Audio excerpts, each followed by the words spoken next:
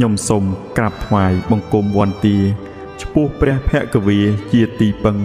ព្រះអង្គឈ្នះមីហើយត្រាស់ដឹងសម្លឹងត្រោយនាយនៅពៀនពិតសូមបុណ្យដែលយើងរួបរวมគ្នាជាយាមពុះពៀទាំងឆ្ងាយចិត្តទោះក្តៅរងាយប់ងងឹតប្រឹងអស់កាយចិត្តបិទជ្រះថ្លា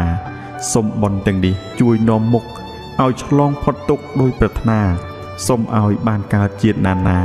ជួបទាន់សាសនាព្រះទ្រង់ញាណសូមគុំឲ្យជួបភ័យយន្តរាយរោគាទាំងឡាយកុំឲ្យមាន